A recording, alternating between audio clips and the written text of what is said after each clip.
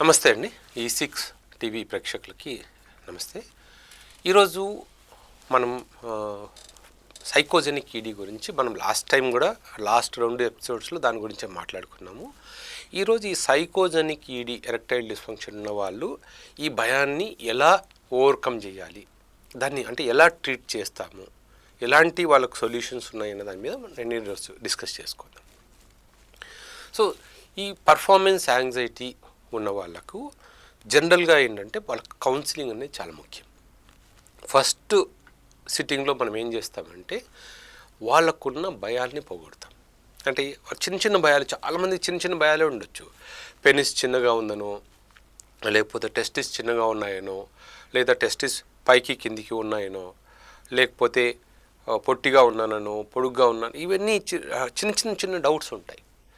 ఏదో సార్ తెలుసో తెలియకో నేను ఎక్కువ రోజులు మాస్టర్బేషన్ చేశాను, దానివల్ల ఏమైనా డ్యామేజ్ అయిందేమో బ్లడ్ వెజల్స్, లేదా పెనిస్లో పెయిన్ వస్తుందనో, టెస్టిస్లో పెయిన్ వస్తుందనో, లేదా లావు పెరగట్లేదు సార్, నేను ఎంత తిన్నా కూడా లావు పెరగట్లేదు, బక్కగా ఉన్నాను, నాకు స్టామినా తక్కువ ఉందేమో, ఇవన్నీ అపోహలు ఉంటాయి.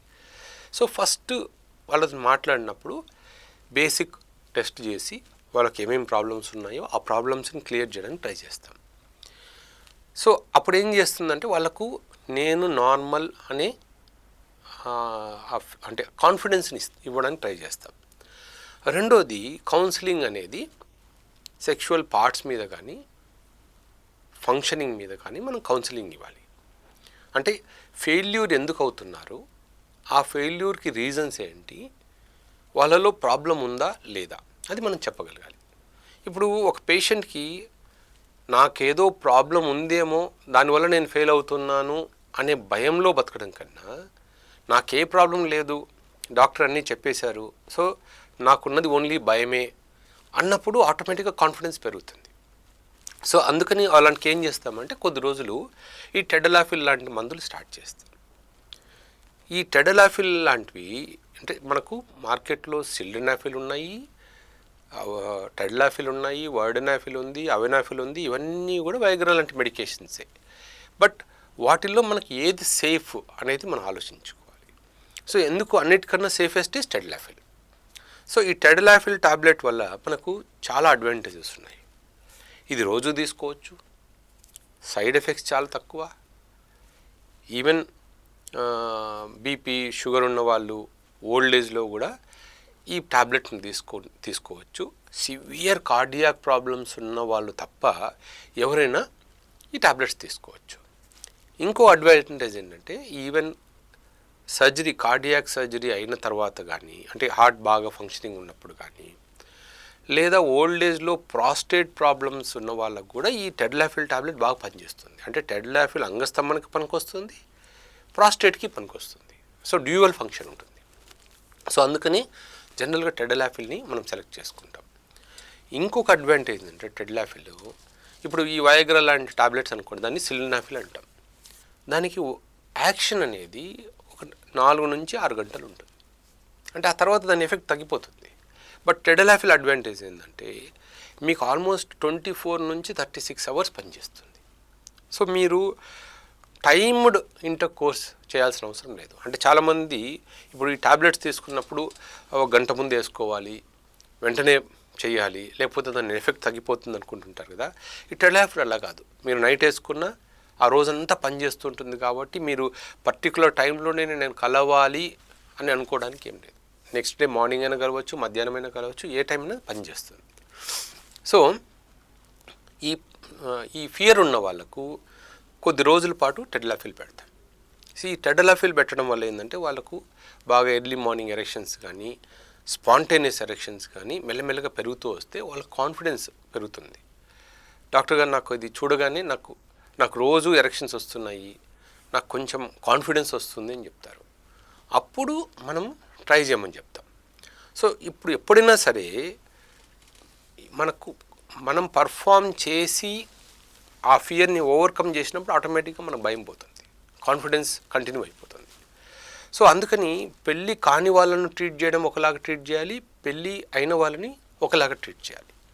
పెళ్ళి అయిన వాళ్ళని ట్రీట్ చేయడం చాలా ఈజీ. ఎందుకంటే పార్ట్నర్ ఉంటుంది కాబట్టి మీరు ఈ నెల రోజులు ఈ మందులు వాడి రండి అంటే వాళ్ళు వాడి వస్తారు, వెంటనే మనకు చెప్పగలుగుతారు, డాక్టర్ గారు ఈ నెల రోజులు నేను మందులు వాడాను, నేను ఇన్నిసార్లు కలవగలిగాను, ఇన్నిసార్లు ఫెయిల్యూర్ అయింది. సో నేను అంటే అప్పుడు మనకేంటంటే డోస్ మార్చచ్చా లేదా డోస్ ఏమైనా పెంచాలా, డోస్ తగ్గించాలా మనకి ఈజీగా అర్థమవుతుంది. కానీ పెళ్ళి కాని వాళ్ళని ట్రీట్ చేయడం కొంచెం కష్టం, ఎందుకంటే వాళ్ళకు పార్ట్నర్ ఉండదు కాబట్టి వాళ్ళు ఓన్లీ ఎర్లీ మార్నింగ్ వచ్చే ఎరెక్షన్ను లేదా ఎప్పుడో ఒకసారి పార్ట్నర్ను కలవడానికి ట్రై చేసి ఆ రోజు హాఫ్ ఇయర్ అంటే ఇప్పుడు డైలీ కాకుండా ఎప్పుడో 10 డేస్కి ఒకసారి 15 డేస్కి ఒకసారి కలుస్తున్నారనుకోండి, ఆ టైంలో ఏదో రీజన్స్ వల్ల అవ్వచ్చు అవ్వకపోవచ్చు కూడా. సో అందుకని వాళ్ళకు కాన్ఫిడెన్స్ బిల్డప్ అవ్వదు. సో అది కొంచెం కష్టం, అంటే వాళ్ళని డిఫరెంట్గా ట్రీట్ చేస్తాం. సో పెళ్ళైన వాళ్ళకి ఏంటంటే కొద్ది రోజులు మందులు వాడిన తర్వాత స్లోగా మందుల్ని ఆపేస్తూ వస్తాం డే బై డే. అంటే డైలీ తీసుకున్న వాళ్ళకి డే బై డే, తర్వాత 3 డేస్కి ఒకసారి, వీక్లీ వన్స్. అప్పుడేమవుతుంది వాళ్ళకి ఆ ఫెయిల్యూర్స్ అనేది తగ్గిపోతూ వస్తాయి. సో అలా వాళ్ళని మెల్లమెల్లగా ఓవర్కమ్ చేస్తూ వస్తారు. ఇంకా కొంతమంది కపుల్స్ ఉంటారు, అంటే పెళ్ళి అయిన తర్వాత కూడా డాక్టర్ మాకు పెళ్ళి 3 ఇయర్స్ అయింది, 4 ఇయర్స్ అయింది, మేము ఇంతవరకు ఒక్కసారి కూడా కలవలేకపోతున్నామని. సో అలాంటి వాళ్ళని ట్రీట్ చేయడం కొంచెం కష్టం, ఎందుకంటే మనసులో అంటే నాకు కాదు, నేను చేయలేకపోతున్నాను అనేవి చాలా ఆ ఫియర్స్ ఉంటాయి. నా దగ్గరికి ఒక అబ్బాయి వచ్చాడు అంటే విజయవాడ నుంచి. సో ఆ అబ్బాయి ఇద్దరు వైఫ్ అండ్ హస్బెండ్ నా దగ్గరికి వచ్చారు. ఏంటంటే సార్ మాకు పెళ్ళై 4 to 5 ఇయర్స్ అయింది, నాకు అందరూ అన్ని రకాల టెస్టులు చేశారు, కానీ అందరూ నార్మల్ ఉందంటున్నారు, అన్ని రకాల ట్యాబ్లెట్లు వాడేశాను, అన్ని రకాల డోసేజెస్ అయిపోయాయి, అందరూ ఏమో నాకు నార్మల్ ఉందంటున్నారు, నేను చేయలేకపోతున్నాను. సో ఇప్పుడు ఏంటంటే ఆల్రెడీ పాపం ఏదో ఎవరో సజెస్ట్ చేశారు, మీరు పిల్లల కోసం ట్రై చేయండి, మీరు పిల్లల కోసం ట్రై చేస్తే మీకు పిల్లలు పుట్టిన తర్వాత ఈ ప్రాబ్లం ఓవర్కమ్ అవుతుందని. ఈ మధ్యలో వెళ్ళిపోయి ఐయుఐలు IVF ఇవి చేసేసుకున్నారు. కాకపోతే ఏమైంది, పాపం అవన్నీ ఫెయిల్ అయిపోయాయి, అక్కడ ఒక 4-5 lakhs వేస్ట్ అయిపోయింది. సో నా దగ్గరకు వచ్చినప్పుడు డాక్టర్ గారు నాకు ఇంకా ఏం లేదు, మాకు ఉన్న డబ్బులన్నీ ఖర్చు అయిపోతున్నాయి, మాకు ఈ ప్రాబ్లం క్యూర్ అవ్వట్లేదు, మాకు ఓన్లీ మేము సూసైడ్ చేసుకోవాలనుకుంటున్నాము అని వచ్చారు. సో అలాంటి కపుల్స్ కూడా అప్పుడప్పుడు వస్తారు. అలాంటి వాళ్ళకి ఏం చెప్తామంటే ఇంజెక్షన్ థెరపీ అని ఉంటుంది. కొన్ని రకాల ఇంజెక్షన్స్ ఇచ్చినప్పుడు పెనిస్కి, అంటే మేము ట్రైమిక్స్ అని, బైమిక్స్ అని ఇలాంటి ఇంజెక్షన్స్ ఉన్నాయి. అది మనం పెనిస్కి ఒక ఇంజెక్షన్ ఇస్తే 1 గంట నుంచి 2 గంటల పాటు ఎరెక్షన్ అలాగే ఉంటుంది. కాకపోతే ఏంటంటే ఇది నైట్ టైం ఇవ్వకూడదు, అంటే డాక్టర్ల పర్యవేక్షణలోనే ఇవ్వాలి. అంటే ఇంజెక్షన్ ఇచ్చేసి మళ్ళీ ఒక 1 hour తర్వాతనో 2 hours తర్వాతనో అంగస్తంభం తగ్గకపోతే మళ్ళీ వాళ్ళు రావాల్సి ఉంటుంది. సో అలాంటి వాళ్ళని ఏంటంటే కొన్నిసార్లు హాస్పిటల్లో అడ్మిట్ చేసుకుంటాము, లేదా హాస్పిటల్ దగ్గరలో ఏదైనా హోటల్ రూమ్ తీసుకోమంటాము. సో హాస్పిటల్కి పిలిపించేసి ఇంజెక్షన్ ఇచ్చేసి ఎరెక్షన్ రాగానే వాళ్ళని వెళ్ళి ట్రై చేయమంటాం.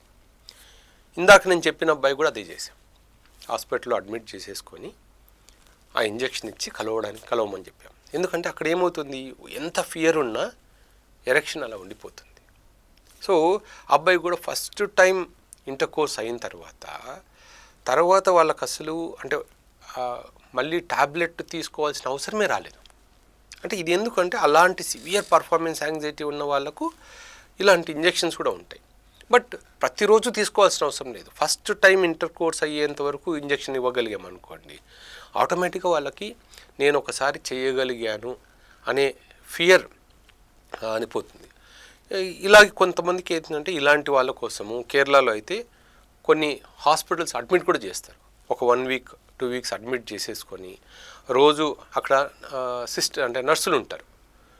సో వాళ్ళు ఏంటంటే ఎడ్యుకేషను, అంటే సెక్స్ ఎడ్యుకేషను, తర్వాత వాళ్ళని ఎక్కడెక్కడ మిస్టేక్స్ అవుతున్నాయి అని గైడ్ చేస్తారు. కానీ ఇవన్నీ ఏంటంటే మనకు అలాంటి ఫెసిలిటీస్ తక్కువ. సో అలాంటి వాళ్ళకి ఏంటంటే సింపుల్గా ఈ ఇంజెక్షన్ థెరపీతో ఆ ఫియర్ పోయేట్లు చేయొచ్చు. కానీ పర్ఫార్మెన్స్ యాంగ్జైటీ గురించి ఎప్పుడు కూడా మనం లో డోస్ మెడికేషన్స్తో ఇంక్రీజ్ చేసుకుంటూ పోవాలి. నేను చెప్పినట్టు డైరెక్ట్గా మనము సిలినాఫిల్ టాబ్లెట్స్, వయాగ్రాల్ టాబ్లెట్లు, హై డోస్ వయాగ్రా టాబ్లెట్లు తీసుకుంటే ఏమవుతుందంటే మనం ఒక ప్రాబ్లం నుంచి ఇంకో ప్రాబ్లంకి వెళ్ళిపోతున్నాం తప్ప దానికి ట్రీట్మెంట్ కాదు. ఎందుకంటే టాబ్లెట్ మీద డిపెండెన్స్ పెరిగిపోతుంది. సో వ్యూవర్స్, ఈరోజు మనం పర్ఫార్మెన్స్ యాంగ్జైటీని ఉన్న వాళ్ళని ఎరెక్టైల్ డిస్ఫంక్షన్ ఎలా మనం ఓవర్కమ్ చేయాలి అని చెప్పాను కదా. సో నెక్స్ట్ వీడియోలో మనం అదర్ టైప్స్ ఆఫ్ ఈడీ అంటే హార్మోనల్ ఎరెక్టైల్ డిస్ఫంక్షన్ గురించి మనం డిస్కస్ చేసుకుందాం. Thank you.